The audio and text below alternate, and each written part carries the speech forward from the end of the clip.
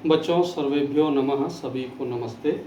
तो आइए आज के इस वीडियो में हम सम्मिलित करते हैं अष्टमः पाठः, कक्षा 9वीं के अष्टमः पाठः सीता सेतु। कल हमने इसके बारे में बहुत विस्तृत रूप से पढ़ा था, देखा था। तो आज हम भाग 2 के हिसाब से, या पार्ट 2 कहें, भाग 2 को आज हम पाठ को कंप्लीट करेंगे। तो आइए बढ़ते हैं पाठ के अर्थ की ओर।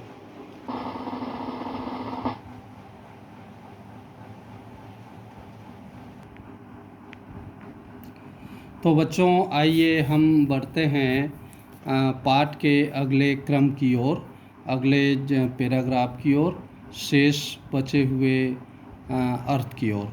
तो ये आपके स्क्रीन में दिखाई दे रहा है बच्चों। ये देखिए, यहाँ पर पुरुषः भो तपस्विन् कथं माम उपरुणत्सि प्रयत्नेन किं न सिद्धं भवति का आवश्यकता शीलानां सिकताभिरेव सेतु करिष्यामि स्वसंकल्प दृढ़तया। वो कहते हैं जो इंद्र के वेश में पुरुष हैं कि हे तपस्वी, तुम मुझे क्यों रोक रहे हो? प्रयत्न से क्या कुछ सिद्ध नहीं किया जा सकता? पत्थरों की क्या आवश्यकता है? अपनी संकल्प दृढ़ता से बालू से भी समुद्र में पुल का निर्माण कर लूँगा। तो फिर तपोदत्त कहता है, देखिए आपके स्क्रीन में ये दिखाई दे रहा है। तो तपोदत्त आश्चर्यं सिकताभिरेव सेतुं करिष्यसि सिकता जल प्रवाहे स्थास्यन्ति किम भवता चिंतितम न वा।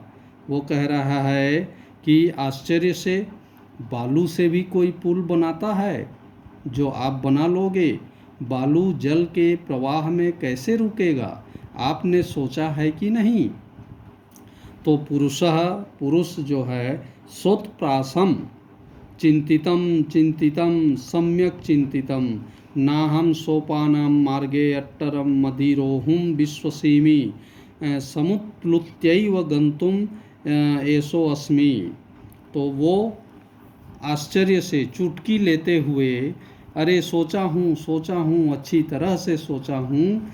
अटारी पर चढ़ने के लिए सीढ़ी की क्या आवश्यकता है? समान उदाहरण के लिए क्षमा चाहता हूँ, ऐसा कहते हैं। तो फिर तपोदत्त जो है,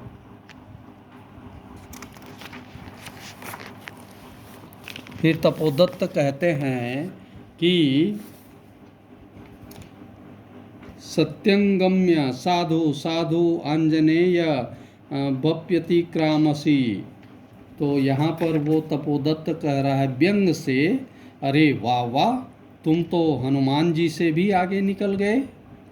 तो पुरुष कहते हैं सविमर्शम, है ना, कोत्र संदेशः किंच, भाई इसमें संदेह ही क्या है? और कहा भी गया है।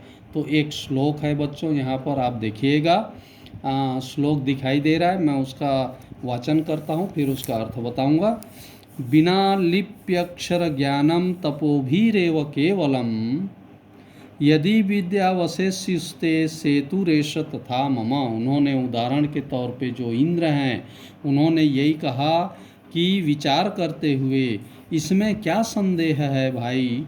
बिना लिपि अक्षर ज्ञान के भी तपस्वी लोग मोक्ष प्राप्त कर लेते हैं, और यदि विद्या प्राप्त कर लेते हों तो यदि विद्या वश में हो, जैसा यह सेतु और मैं, यदि सिर्फ तपस्या करके ही विद्या की प्राप्ति हो सकती हो, तो फिर ये मेरा सेतु बनाना, पुल बनाना भी संभव हो सकता है। इस तरह से उन्होंने उदाहरण दिया। तो तपोदत्तः सर्वै लक्ष्यम आत्मगतम। तपोदत्त जो है स्वयं में शर्मिंदा होते हुए, अये ममो वोदिष्य भद्र पुरुष सोध्ययम अधिक्षिपति नूनम सत्यमत्र पश्यामि। अक्षर ज्ञानम बिना एव वैदुष्य माप्तुम अभिलषामि तदियं भगवत्याः शारदायाः अवमानना। तो इस तरह से ये आप अपने इसमें लाइन में देख रहे हैं, स्क्रीन में आपको दिखाई दे रहा है। तो ये आप देखिए, गुरुगृहं गति एव विद्या अभ्यास मया करणीयः पुरुषार्थैरेव लक्ष्यं प्राप्यते। फिर प्रकाशम, प्रकाश में भो नरोत्तम नाहम जाने यत् को अस्ति भवान परंतु भवद्भिः उन्मिलितं मे नयन युगलम तपो मात्रेण विद्यामवाप्तुं प्रयतमानो अहमपि सिकताभिरेव सेतु निर्माण प्रयासं करोमि तद्इदानीं विद्याध्ययनाय गुरुकुलमेव गच्छामि सप्रमाणम गच्छति। तो इस तरह से बच्चों अंत में देखिए, इसका मैं अनुवाद आपको बता रहा हूँ कि प्रकाशम स्वयं में शर्मिंदा होते हुए, है ना, तपोदत्त जो है वो फिर कह रहे हैं मुझे उद्देश्य कर यह भद्र पुरुष मुझे समझा रहे हैं। मैं यहाँ निश्चित ही सत्य देख रहा हूँ, अक्षर ज्ञान के बिना विद्वता प्राप्त करने की इच्छा रखता हूँ। यह तो भगवती शारदा का अपमान है। गुरु के गृह में जाकर मुझे विद्या प्राप्त करनी चाहिए। पुरुषार्थ से लक्ष्य को प्राप्त किया जा सकता है। तो इस तरह से वो विचार करते हुए तो फिर बोलते हैं, भो नरोत्तमा, हे नरश्रेष्ठ, मैं नहीं जानता कि आप कौन हैं, परंतु आपने मेरी आंखें खोल दी। तप मात्र से विद्या प्राप्त करने के लिए प्रयत्न करते हुए मैं भी बालू से पुल निर्माण, रेत से सेतु निर्माण का प्रयास कर रहा था और इस तरह मैं अपने सही मार्ग से भटक गया था।